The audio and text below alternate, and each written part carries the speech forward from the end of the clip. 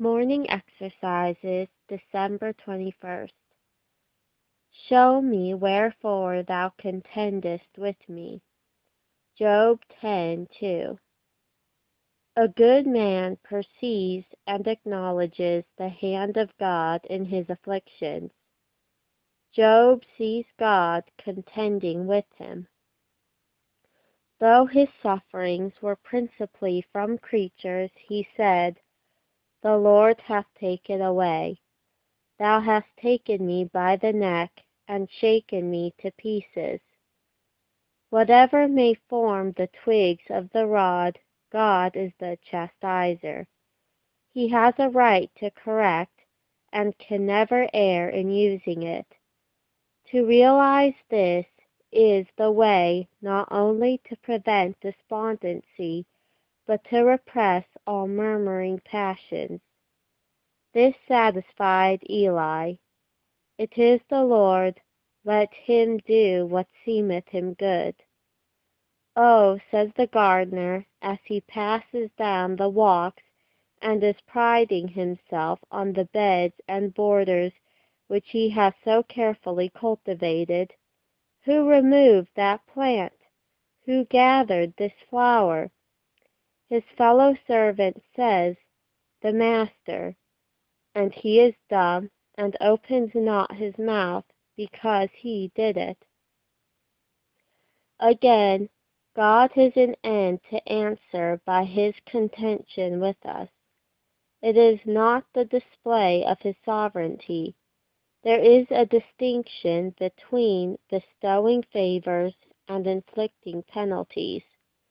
If a judge condemn a man to show that he was a judge, or a king imprisoned a man to show that he was a king, everyone would cry out against them, but they would be more than justified in employing such measures for the display of justice and for the advantage of ensample. Paul conveys a degree of censure where we should have looked only for tenderness. The fathers of our flesh chastened us for a few days after their own pleasure. But God says he always does it for our profit, that we may be partakers of his holiness. Why is the ship in danger?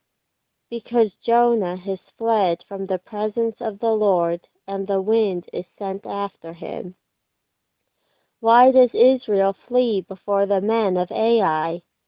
There is an Achan in the camp. Thus God explains the thing himself. Behold, the Lord's hand is not shortened that it cannot save, neither is his ear heavy that it cannot hear.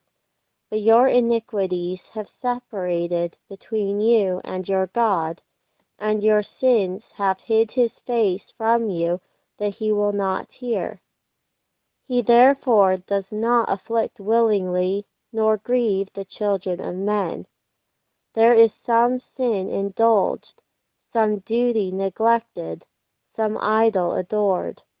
But his aim may not only be to rebuke for actual evil, but to hedge up our way with thorns, to keep us from the forbidden ground towards which we are advancing, or to prune us as vines, that we may bring forth more fruit.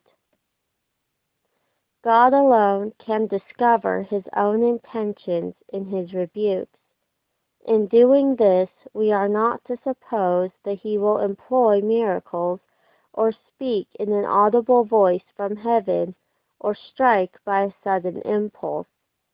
He acts in a way suited to the nature and improvement of a rational and moral being. He may therefore, in showing us his design, use even an enemy. When Shimei cursed David, David considered him as much sent of God to reprove him as Nathan had been.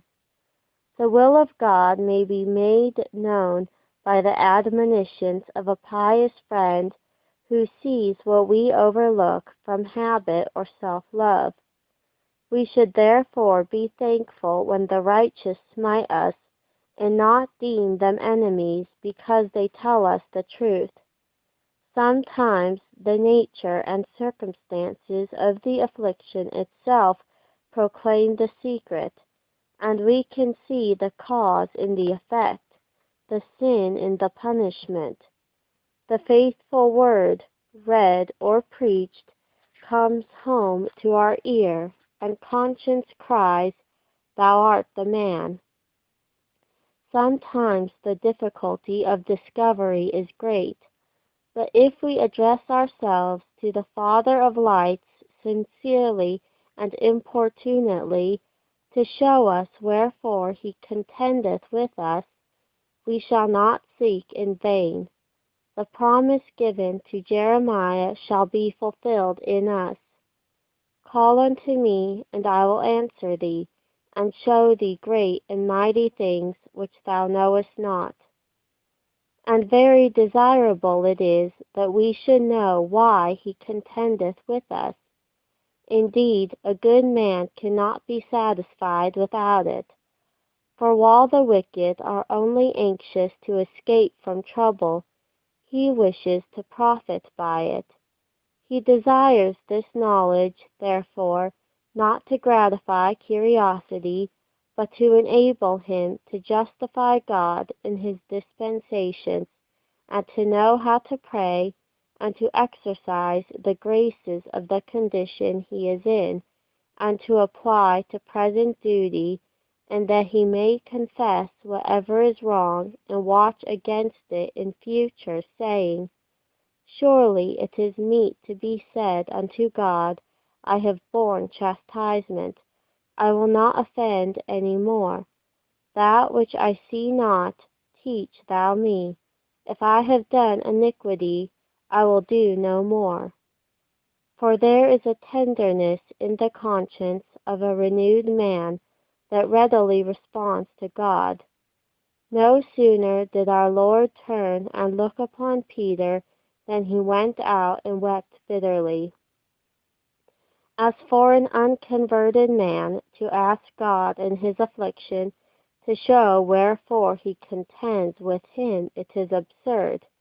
It would defeat the end of his suffering, which is not to make him leave a particular sin, but all sin, and to draw him into a new course and a new state. But perhaps, though living in sin, you say, God is not contending with you. So much the worse. He is saying, "They are joined to idols, let them alone." Though he spares you now, he will deal with you hereafter, and the longer the error, the severer the reckoning. And if the righteous scarcely be saved, where shall the ungodly and the sinner appear?